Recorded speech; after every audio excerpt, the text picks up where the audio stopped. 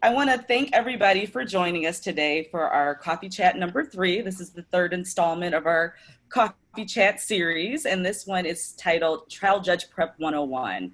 So we are here just to try to help people that may just be getting started with their trial judging experiences or are interested in maybe pursuing trial judging, just to learn a little bit about what happens behind the scenes and feel more comfortable with asking questions and just knowing what we really do when we're out there for hours, ringside doing our jobs that we love so much. So just in case you didn't know who we are the recruitment subcommittee and we're under DORM. You might hear the word DORM a lot and wonder what that is, but that stands for the Domestic Officials Recruitment and Management Subcommittee. And our fearless leader is Leslie Gianelli, who's here on our call. And we also have Todd Bromley, who is the technical group coordinator as well. So they're our fearless leaders that we love so much. And I just want to briefly introduce the members of our recruitment subcommittee panel. So our vice chair over dance recruitment is Alyssa Liverette. Our vice chair over synchro recruitment is Courtney Fesky. Our vice chair over singles, pairs, theater on ice, and showcase is Charlotte Heidenreich. Our vice chair over technical panel officials is Jennifer Simon. I don't think she's here with us today. Our vice chair over accounting is Kim Moore. She's at a test session right now, so she couldn't join us either. Our vice chair over music and announcing is Lexi Roner. And our vice chair over collegiate and adult members is Aya Takai, who's also our wonderful, savvy social media manager who's doing an amazing job. And we also have 2 athlete members on our committee who are Tim Dolinsky and Aviva Cantor. So first I want to give Leslie and Todd both the opportunity to say a few words, if you'd like, to our group before we get started. Go ahead, Leslie, you can start. Oh, thanks, Todd. And thank you, Sherry. And thank you, all of you, for joining this call today. And thank you so much for the subcommittee for organizing this. It's bringing more judges into our system and getting you started as trial judges is incredibly important to us figure skating. And, we're in a very odd time right now, but test sessions are happening, as we know, competitions are happening, and we definitely need your interest and enthusiasm, and we need you to join us as trial judges if you haven't already. We're going to get through this time of COVID, and skating is going to come back as strong as ever, and we're going to need all of you to become officials, to get in that pipeline. I can't believe it's been more than 25 years since I started trialing in US figure skating. It seems like yesterday, but it's a process that I think you'll enjoy. You'll find a great deal of satisfaction from, and our athletes will benefit tremendously from your participation. So thank you again, Sherry, and everyone on your team for everything you do and for organizing this wonderful session today. Over to you, Todd. Great. Well, first and foremost, happy birthday to Sherry, the fearless leader of this group. You've done a fantastic job of recruiting new officials and getting the individuals on your committee set up. I can't say enough. You're under great leadership with Leslie taking over. I know she has her eye on the ball as well, and we're all committed to getting new officials, whether it be judges, technical panel, referees, music announcing. And I know this session is specific to trial judging, and we really do need a whole new group of judges. Our judging population is slowly aging out, so we are certainly in need of new faces to go to the rinks, do the test sessions, do the competitions, and everybody will, I'm going to say, advance at different rates. So, you may have a peer who advances a little faster than you, or you may advance a little faster than them. And I wouldn't get discouraged with that. It's not about how fast you move through the system. It's about the journey along the way and the friendships that you'll make that will remain your friends for a lifetime. So, thanks for being on the call, and Sherry, thank you for, again, for setting these up. I think they're very beneficial, and I plan to attend again. So I'll turn it back over to you. Right, thank you, Leslie and Todd. And actually, this particular coffee chat was the brainchild of Charlotte. So I'm going to pass the mic over to Charlotte, who's going to introduce the members of our panel that will be helping to answer some of the questions on today's call. Hi, everyone. It's so great to see so many people participating. Before we started this call, I was telling the group in the last 3 days, we've had interest forms from someone who is 16 years old and someone who is 80 years old. And that is the gorgeous thing about skating. There is room for everyone here to contribute. And don't ever think that your contribution isn't valuable, because we all have something to bring to skating. I asked some people to be on this call to help us, chat a little bit about trial judge prep with a variety of experiences. So when I call your name, just tell us who you are, where you're calling from, and what's your trial judge experience? How about Tom Drop? Okay, my name is Tom Drop, if you didn't hear that. I'm from Milwaukee, Wisconsin, about 5 or 6 minutes away from Charlotte. And my trial experience, I started in about 2000, I want to say roughly 2010. Got my test appointments in 2013, and then went from there trialing at competition for regionals until I got it in May of 2019. Thanks, Tom. How about Anya?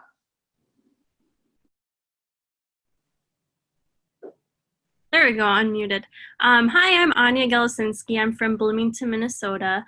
And I started trialing, I think it was about 2012, 2013 is when I started, and I was still doing my undergrad over at University of Minnesota. So between that and school and then grad school working on trial judging, getting my test appointments, and then working towards my regional appointment, and recently received that this past spring, which was really exciting. Thank you. So I was super excited about that, but my experience has always been fantastic. I think you learn something from every single experience, every person you talk to, and it's always so much fun. Thanks. Jillian Drutchins. I don't think Jillian has been on this call before, and I'm excited to see you. Yes, this is my first time. So I'm Jillian Drutchis, and I'm calling from Birmingham, Michigan. And I'm still a trial judge. So I started trialing last June. And actually Sherry was one of the very first people to sign my test papers. And I trialed through the summer. I'm a teacher, so I try to trial a lot. I was trying to trial a lot in the summer, but it's really hard for me because most of our test sessions are on the weekdays. And now I've been on a little bit of hold, but I'm in the process of trying to get both a free skate and moves and a dance. Thanks. Alyssa. Okay. Hello. Yeah, so I started trialing back in 2015. I wanted to be a synchro judge, and so when I showed up, and I was told, well, you also have to get test appointments. So I went on that journey, and I actually received both of my gold singles and dance test appointments during the pandemic. So those have just been able to get back to work. I've had a couple test sessions recently, but I'm also a sectional synchro judge, and I'm still trialing too. So I have some appointments, and we'll continue trialing as long as there's something to trial. Love it. Pam Pangle. Hi, I'm Pam Pangle, and I am calling in from Tennessee, but I'm a trial judge, a true standard candidate. I was a parent of a skater, and that lured me into the sport, got hooked. So what do? Well, if you take advantage of every opportunity, we moved around with my husband's job. I trialed everywhere. The skating community is a family. I learned from everybody I worked with and every opportunity. And within 5 years, I had earned the gold dance test, a regional singles comp, a sectional synchro comp, and most proud of my bronze dance test comp. Not comp, test, just test. But yeah. So, you can make it fit and run after it when time permits, and it'll be there as your life changes and you move from place to place, and different things are possible for you. Thanks, Pam. Lynn, do you want to say anything? Yes, I'm Lynn Bell. I'm the National Vice Chair for Judges Management Subcommittee. I'm a national singles and pairs judge, a national, like you, Charlotte, showcase judge, theater and ice judge, and a sectional referee. And like Leslie, I started trialing something on the order of 26 years ago. So I've seen everything and done a lot. Did I get discouraged? No, not really. I mean, as Todd said, you know, you're going to see people that, you know, you're coming up with the first time and they're going to zoom along, and other people, you know, will just fall by the wayside. I would just advise everyone, be comfortable in your own skin, go at your own pace, because you know, it'll do you and the organization better. Yeah. That's it. Thanks, Lynn. And as for me, I've trial judged everything except for synchro, and I'm still working on, I just got my silver dance appointment, and maybe I'm going to get that gold. I don't know. It looks so hard. I don't know. I'm so tired of trial judging, but I think I'm going to do it. I would like to start in with the questions now. We've had some great questions to start with, and we're going to take questions from everyone who's watching online too. I wonder if Pam might want to talk about, you know, if you didn't skate yourself, how did you, what were the first steps you started to take when you thought about trial judging? So literally the first steps I took, I did understand that I was going to have to build a knowledge base somehow, and then I was going to have to prove that I had that knowledge base, right? Because I couldn't physically go out and skate.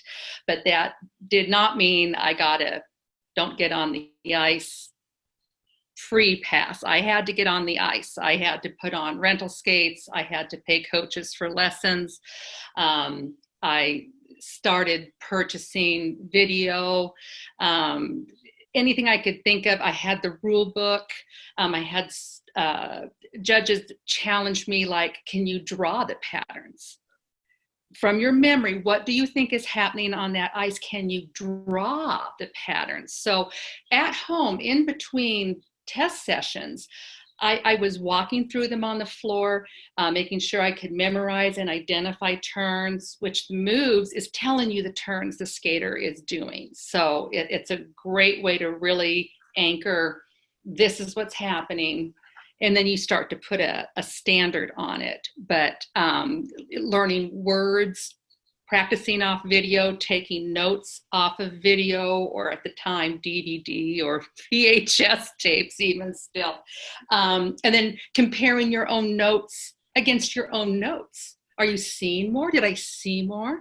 And then when you go back to trial a test session, oh, now words are coming easier to me. Now I'm understanding what the judges are talking about when they're discussing this test and that test, because I'll see more.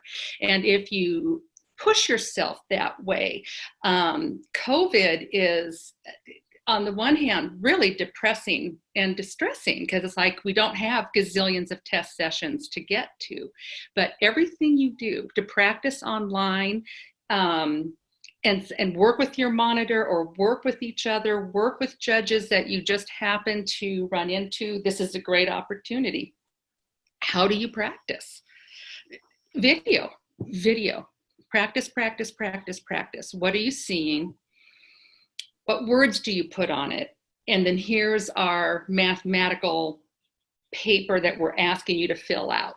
You know, the pluses and minuses on the test, that flows nicely into the concept of what competition judging will be asking of you if you're interested in that.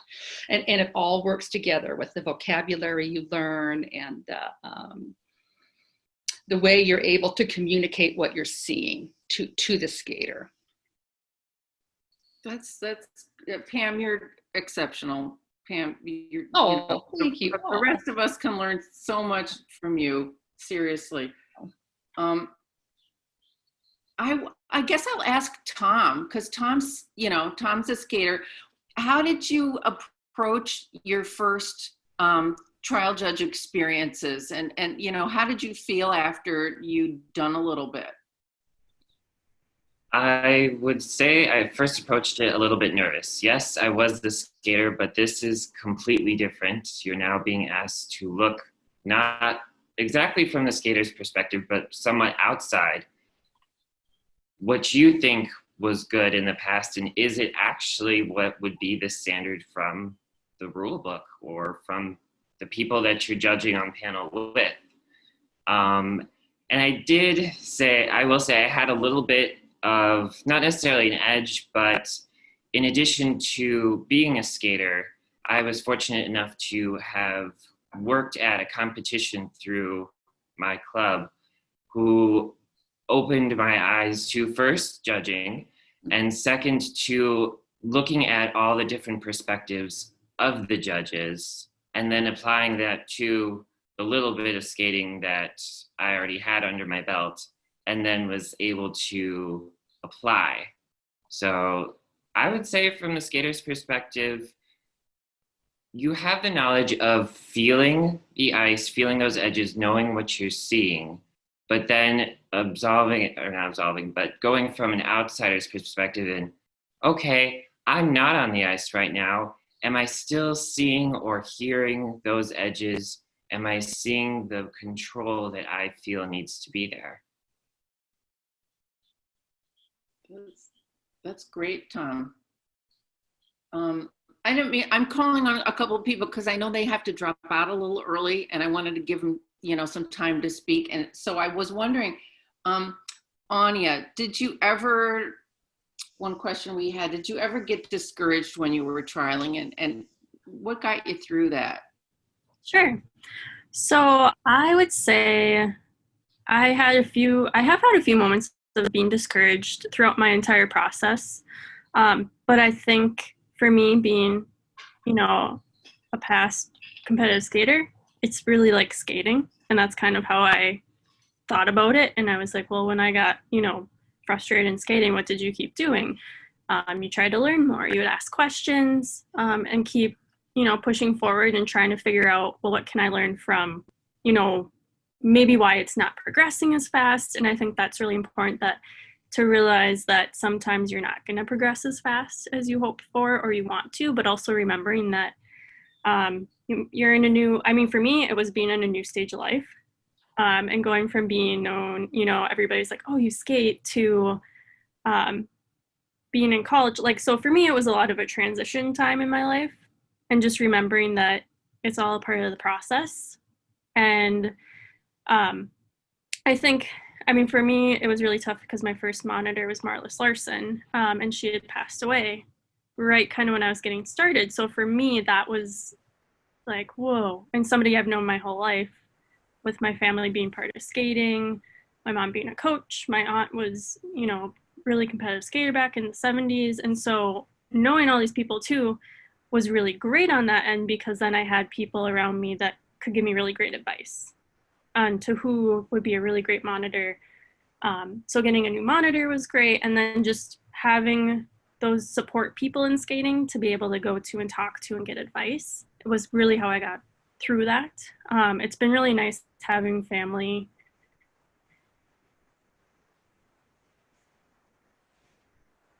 that kind of gets skating too, so I can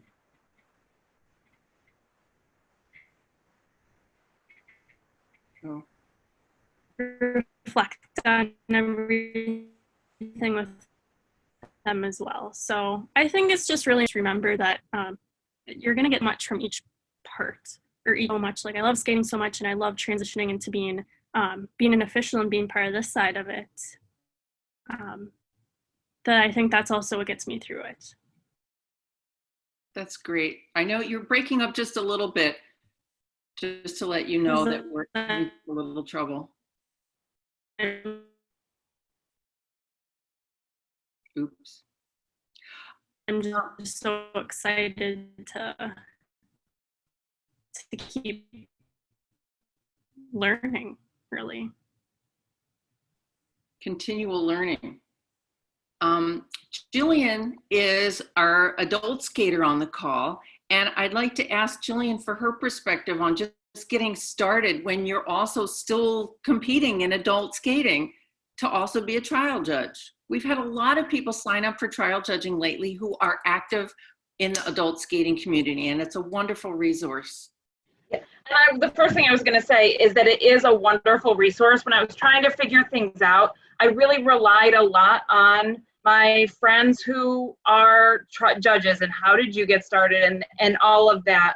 That was a big resource for me. But I think the biggest challenge is too thinking about that when you're a skater, you have one hat, and when you're a judge, you have another hat. And that's been a learning process for me. And I'm a teacher, so I know a little bit about the idea of like wearing a hat, but I still think that that's been for me the biggest challenge. And that I want to, whether it's that normally you want to, even when you're out with your adult friends, you want to, they'll say, can you look at this? And you'll look at something and you want to help, as opposed to, the comments are really kind of different that you would give depending on the context, and kind of learning that. And I will say that for me, the most important thing was having a monitor who was willing to sit down with me and go through my first few papers and say, this I really liked, this is what you need to do, these are all the steps. So really getting in contact with your monitor, working with your monitor has been a really, really important thing for me so far. Hey, Charlotte, could I pop in really quickly? Because we did have Todd raised his hand. I think he had a question or a point to make.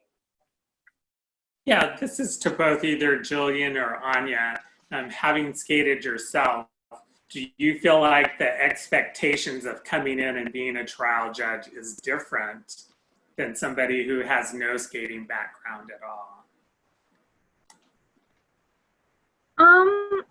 I don't know that it is. I think what for me too, because I'm a bronze judge, I'm old enough that I did figures. I didn't do moves, so the lower moves are new to me, and the dances I took when I was 20 years ago.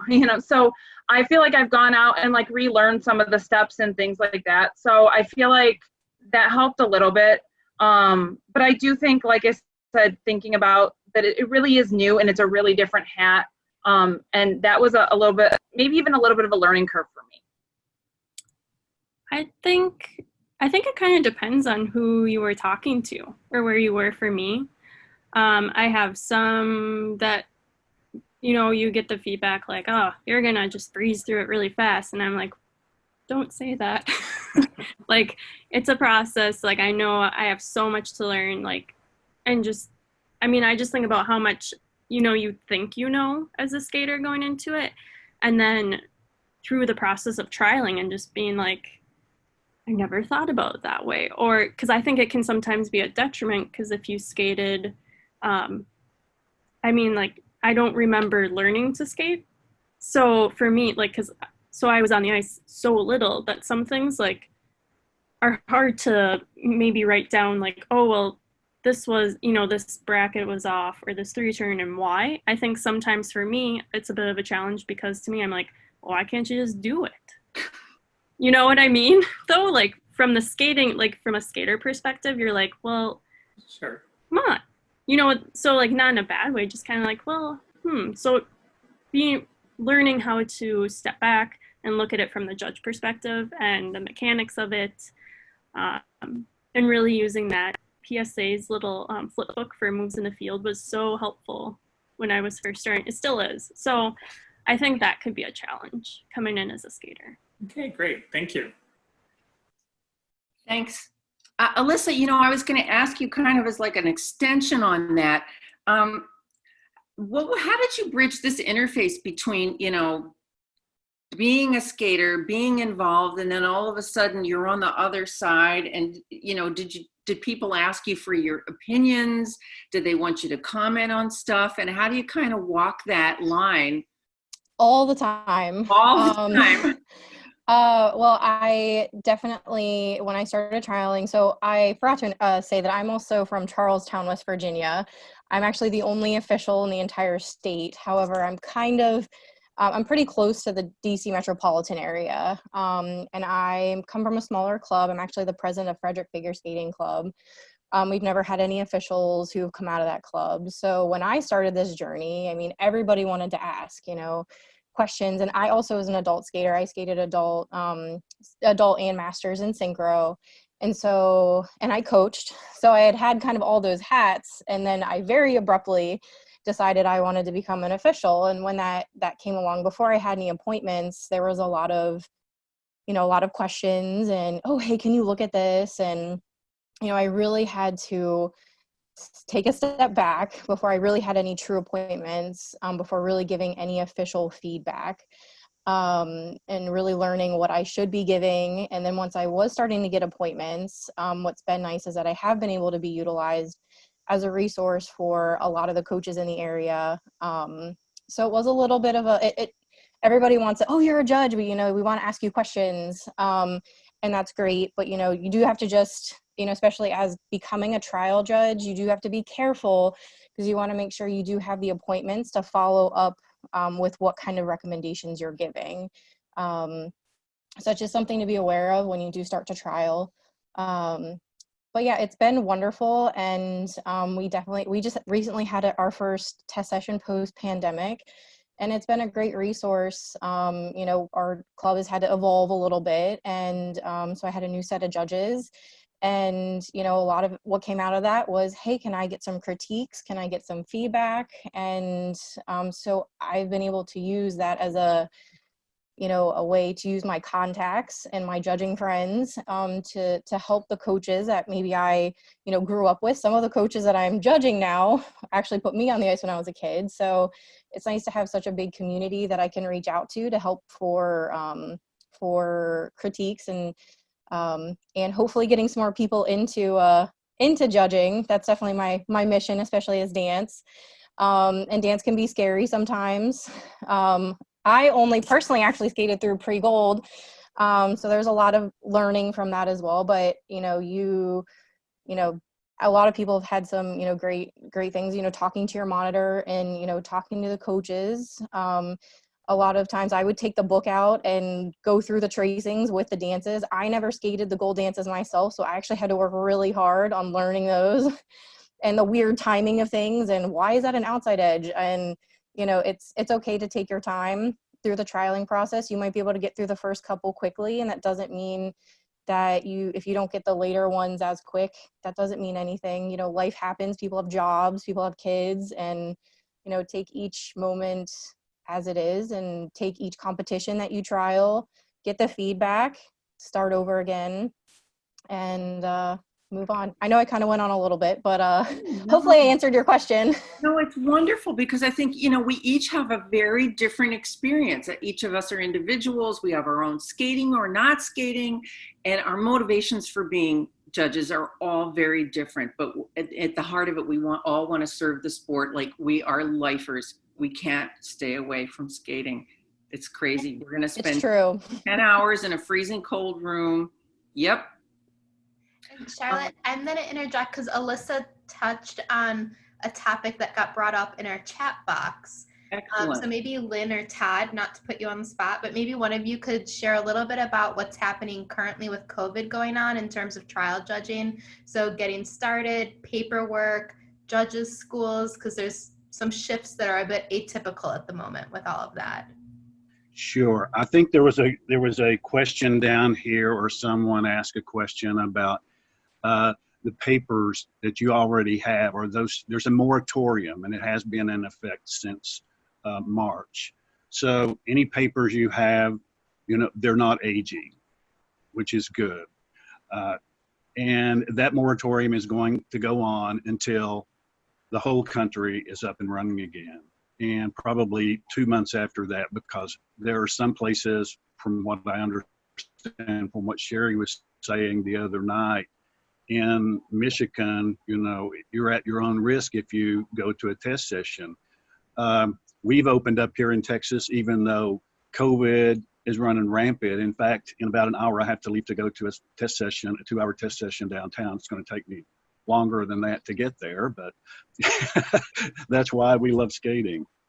And so I hope I answered some of those questions. As far as trial judging goes at test sessions, it's really up to the club. I mean, we can't dictate to a club that you have to take trial judges. when the club may not feel comfortable about taking on the responsibility of keeping the trial judges safe or whatever. And as far as competition trial judging, there will be none this year. I mean, I think there's enough of a logistical problem just trying to put the competitions on, the Super 8 on this fall, and with trying to keep the judges and all and competitors safe. So as far as nationals go, it's still up in the air. Maybe Todd, if you want to weigh on it, on Sure. anything. Sure. I think Lynn hit on, all the important aspects, with the trial papers, both the competition and test trial papers, being on moratorium and not aging out as they normally would. And he's exactly right. Across the country, rinks are opening slowly and they're having test sessions, but sometimes they're not allowing trial judges in. And that could be for a couple of reasons. Number one, just the capacity that the rink is able to handle. So it's not necessarily they don't want a trial judge, they just can't accommodate any more individuals in the building. So as we move through this pandemic, hopefully we will start to see that change and more individuals will be able to participate in test sessions. With the test committee, I can tell you they are piloting virtual testing. They've done a few sessions so far, some with some positive results, some not so positive.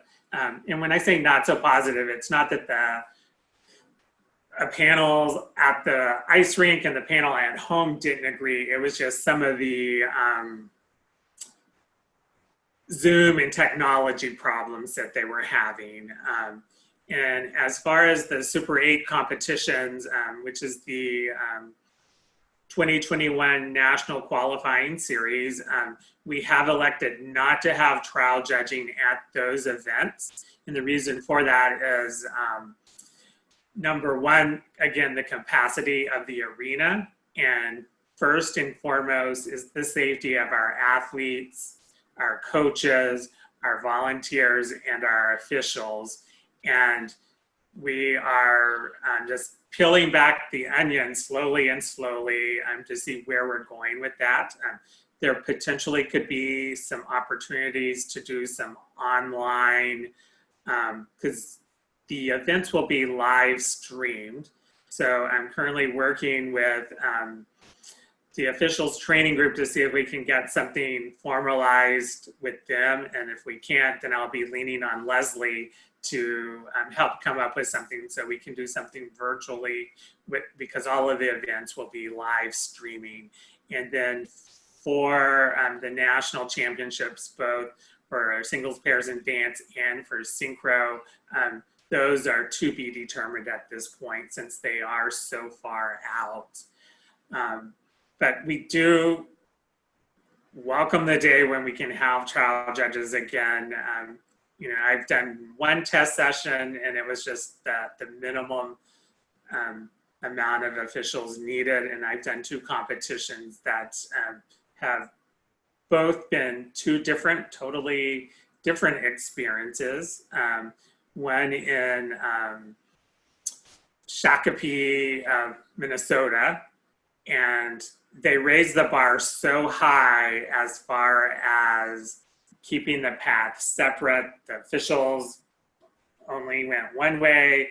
If you were at the rink to practice, you went in one door and had your temperature taken there and left. If you were competing, you went through another door. So there was no intermingling of officials at all. And the next competition I did was in Colorado, the Cup of Colorado. Different facility layout, which is always a concern, and the rooms that are being utilized. So the feeling there was a little bit different, but as an official, I still felt very safe going in, and remembering though that we have to follow the recommended guidelines both for the city and state and what U.S. Figure Skating has put out. And we all have to wear face masks. The same weekend as the Colorado competition, there was a competition on the East Coast, and no face masks were worn on the stand by officials. The LOC tried to enforce it. The officials disregarded the LOC. We had a weak referee that couldn't follow through. And at one point, the city came in and almost shut the competition down because they had too many spectators and individuals in the building than what was allowed. So with those issues like that, that is why we have elected not to have any in-person trial judging, because we got to get our pattern down pat on just having actual live events with the least amount of contact with individuals as possible. So it's coming back. As I've told a lot of people, this is really a season of resiliency and flexibility. So please work with us as we work through these challenges, and we're not going to leave anybody behind. We're all in this together, and we know you can't trial judge at the moment. And as your representative for the board of directors, they're aware of that as well. And so, I have a long list of names of people that, that we don't want to forget, and we don't want you to give up either. So it may take a little bit longer, but hang in there, because we're all rooting for you, and we all need you to keep participating at whatever level you can. So thank you. Thanks, Todd. I wanted to say, Lynn and Todd, you both mentioned this thing about the papers aging out, and there might be some people on the call who don't know what that is. Before COVID happened, if you were going to submit your dossier of trial judge papers to get an appointment, it was 2 years. Anything older than 2 years is maybe a little too old to be considered for your promotion, but with COVID, everything stopped. So what Lynn was saying is that there's a moratorium on that aging out, so don't worry about that. I've had people ask me what's going to happen because now my activity is going to fall off, and it isn't going to fall off. Please don't worry about that. Don't lose heart. We want, the point of this isn't to restrict you from going forward, it's to help you. And we're all, figuring this out as we go along. I'm wondering, just to ask some general questions, because people do have these questions, I'll just ask the group in general, are you expected to travel to trial judge sessions? And does anybody pay your expenses when you're trial judging? Does anybody want to just pitch in and answer? I'll answer. I can say that no, in my experience and from my friends who've also done it, no one is paying your expenses. That is something that you have to take into account when you're doing this. I had to pay for expenses traveling a few 100 miles down to Illinois to get the tests that I needed, or, a few dollars for a gallon of gas just to my local rink.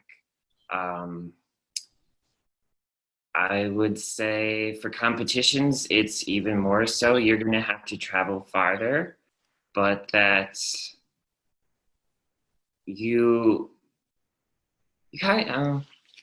I would say that when you were traveling, you don't notice the expenses so much. I know some people might really stress and go, I just spent this money to travel to Tennessee for a competition and I have to pay for a hotel and food and all these things.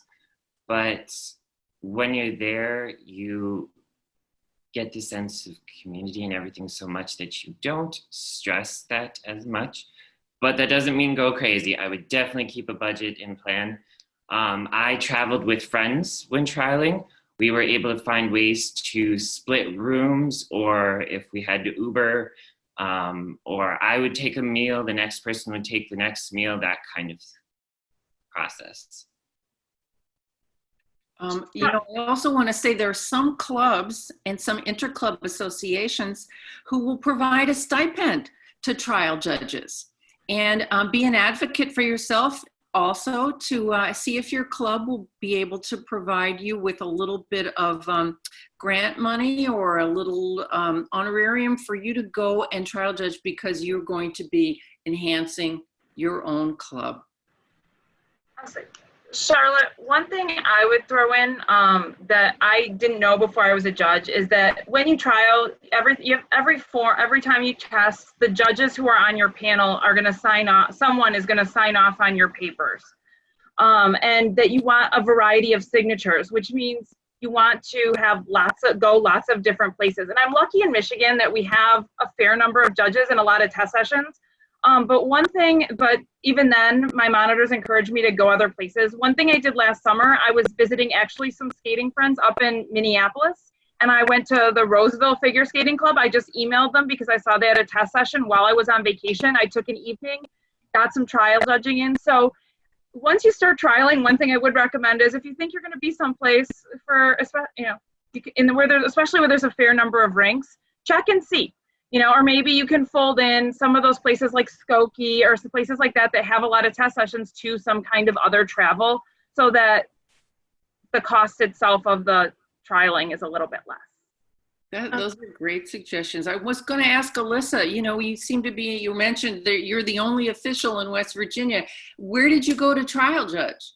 So I have to say, the fact that I'm from West Virginia doesn't really play into the fact that I'm actually very close to a ton of clubs. I'm about an hour away from Washington and Baltimore and Columbia. My home club is only 30 minutes from me. So yeah, and Northern Virginia, I'm kind of in the panhandle, so I'm super close to everything. I was very lucky.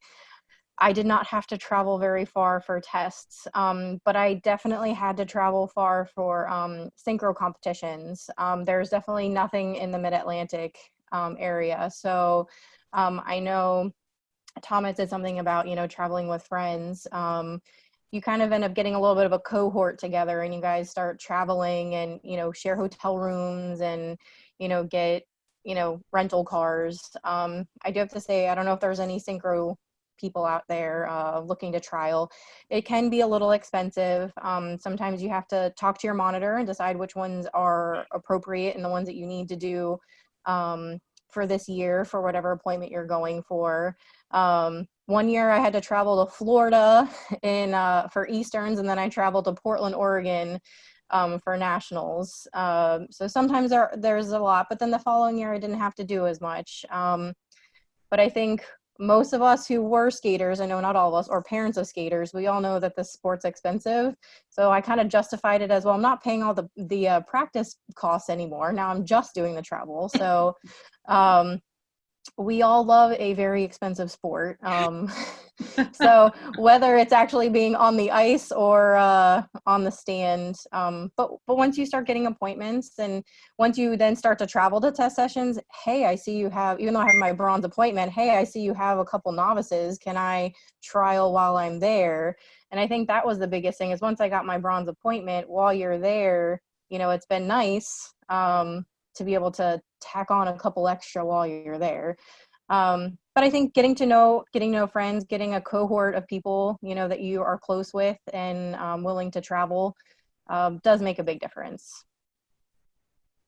Thanks. Courtney had a comment that she put in the chat. Maybe you just want to tell everyone too. Oh, sure. I was saying that especially over the summer, I know in my area in about 45 minutes outside of Chicago, so Upper Illinois, we have some huge test sessions usually over the summer where we usually get, even today we had a large dance test session with everyone taking solo pandemic partner dances. And we had probably at least 4 or 5 trial judges there, but typically we'll have sessions from like 8 a.m. to 5 p.m. And for a trial judge, that is like gold, because you can go and get almost like all of your tests in one weekend. And of course you want to do more sessions and you want to get more opinions and not just be at one club, but it's a great way to get started and kind of just dive in. It also can consolidate some of the costs, because in one trip, if you can get like 30 tests, that saves you going to smaller sessions. So there's definitely like a strategy to it. Yeah. And you can also, like for synchro, because we're only a competition appointment, lots of trial judges, if they're friends with an official, can room with an official who has their hotel covered. They can also room with a friend, do rental cars with a friend. So there are strategies to cut those costs down. And I will say, yes, the cost is one thing, but also like I get so happy every time I go to a synchro competition because it's like a little weekend reunion and I see Alyssa and Pam like smiling and nodding their head. Like it's just so fun going, even as like a trial judge. And sometimes like if a judge gets sick or something, they might throw you on like a non-qual to do like a basic skills competition. So it's just, especially the synchro community, we're like a tight-knit, smaller kind of community. So we all know each other and it's just like emotionally and mentally, it's awesome. I think that's great. You really hit upon like the friends you make along the way. One of the dearest trial things I did was trial judging theater on ice, because it is a very compact group, and the other people who were trialing with me, like we were in it the whole time together, and it was wonderful. So the people that you're trialing with become friends of yours, and then you have people all over the country that you really are tight with. And this is like your psychic friends network. If you need to bounce ideas off of people, you can call someone up, or and it's wonderful. So I'll shut up now. Oh, actually, I'll share a great story I just heard yesterday. So one of our national technical specialists, Summer, I'm sure she won't care that I'm sharing this.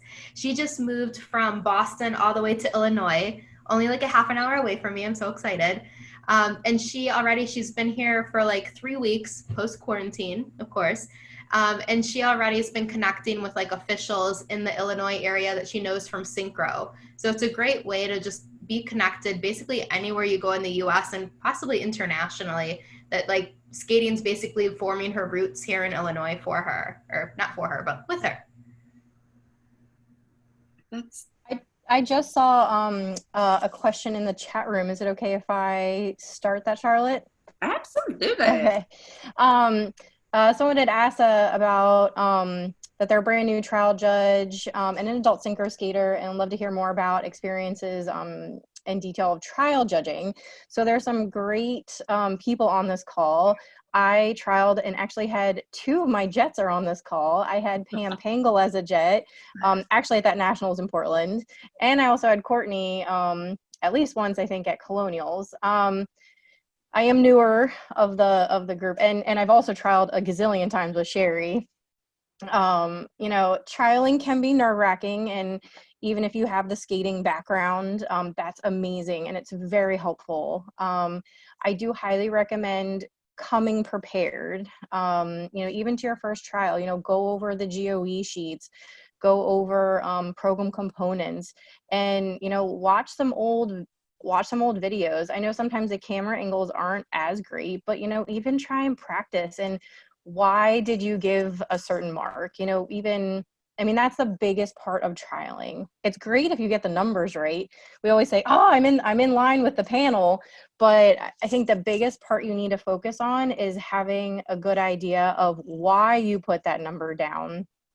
Because I'm going to pass it over to these jets, but I'm sure they will also let you know that when they do ask you, and that's not just for synchro, that's going to be for singles, dance, and even tests, you do have to be able to justify the marks that you're putting down.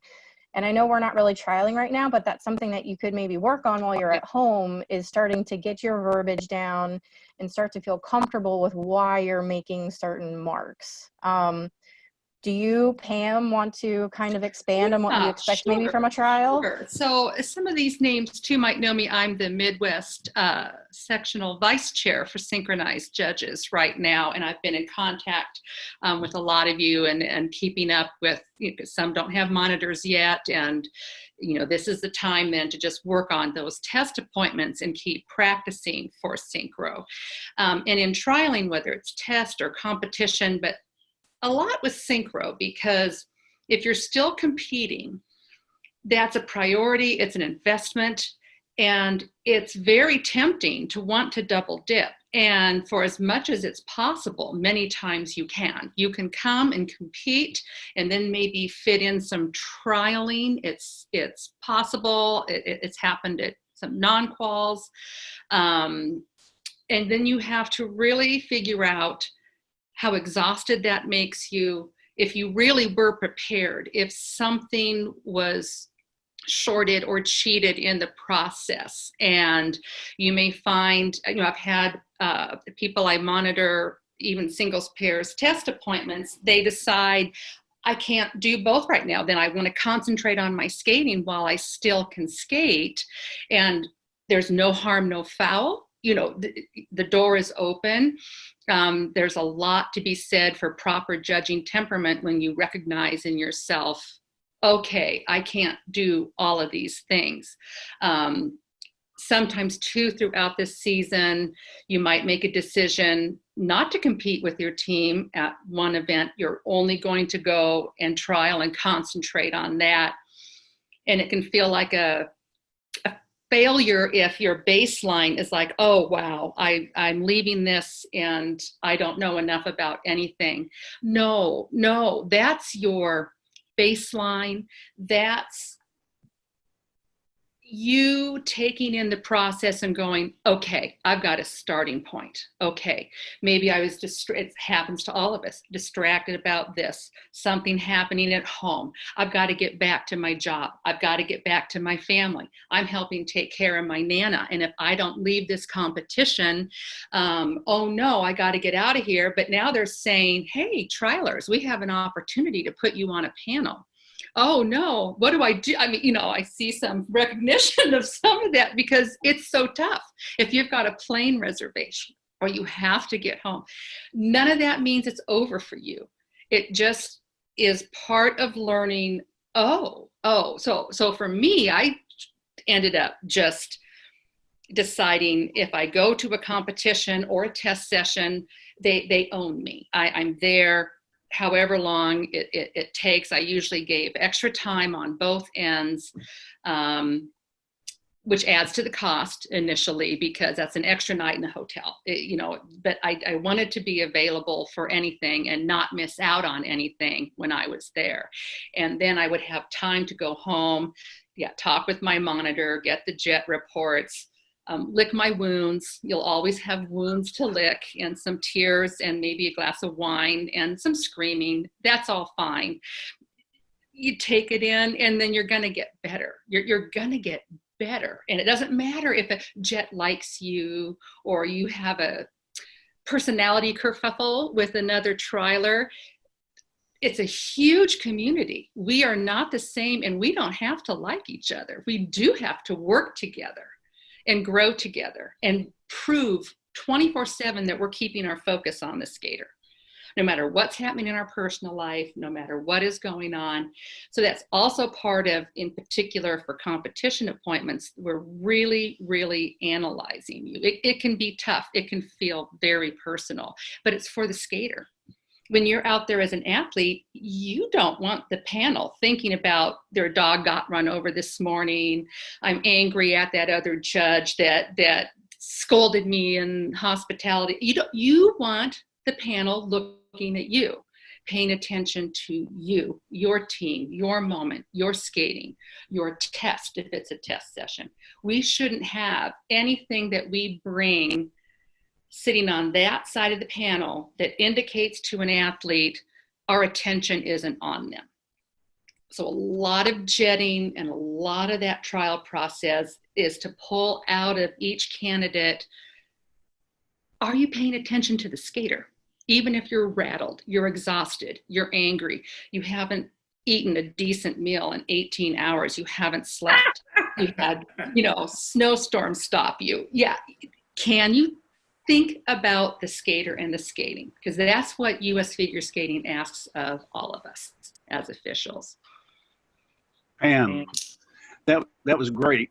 But along the same lines, you're talking about, I guess, judges that are also still competing, but you also have sometimes the same quandary where you may be going down different paths. You may be trialing for dance and singles and pairs and synchro, and you're trying to do all of this at one time, and you're just going nowhere. So if you find yourself in that position, and we've had several this year in that position, you need to talk to your mentor and the RVC or the SVC, and we sit down, or me, we sit down and what do you really want to do first, and develop a plan. And you go down the track and you follow the plan. So it's not just like, okay, I'm trying to do everything at one time. I want to be a national dance judge, a national synchro judge, a national single pairs judge all in 2 years. You've just got to focus on what you want to do first. Yeah. But great. I think that was great, Pam. Yeah. We are a bunch of notorious high-end multitaskers. This is a cohort of really successful people, and sometimes getting the tough feedback that Pam was talking about is a real growth opportunity, because it makes you sit down and really think about, why am I doing this? What can I do to improve myself? And these are like really like vicious and wonderful things that happen when trial judging. And test trial judging is how it all begins. Trial judging for your test appointment is your springboard to all of these wonderful opportunities. And I want to make sure that as we close out the rest of this call, we have, if there's any last question, we can help you to get your feet on the path. Please put it in the comments, and we are here to help you, to answer your questions. The door is always open, and we want to see everyone succeed. Courtney suggests making an action plan, which I think is great. Sit down with your monitor, or your own self, or your vice chair, your trusted advisor, and think, what are my goals and how can I reach them? I see we're kind of closing out the hour. Are there any last comments? Sherry, do you have anything to add? I think this was absolutely wonderful. I think we got a lot of great feedback, a lot of different perspectives from both the test and competition side of everything, and it was amazing.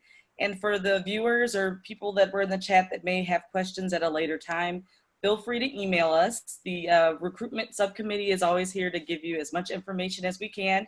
And if we don't have the answers, we know where to find them. So our email address is usfsrecruitment@gmail.com. And also, we're going to be having more coffee chats coming up in the future. So it's great if you follow and like us on Facebook. We're US Figure Skating Recruitment Subcommittee. And also on Instagram, we are USFS Recruitment Subcommittee there as well. So if there are no more questions, I want to thank all of the members of the panel, Leslie, Todd, Lynn, everybody. Charlotte, you did an amazing job moderating the panel. And I hope everyone has a great Sunday. And hopefully we'll see each other at a rink sometime in the near future. Thank you guys for attending. Thank you. Thanks, everyone. Thanks, Sherry. Thank you. Thank you. Have a great one.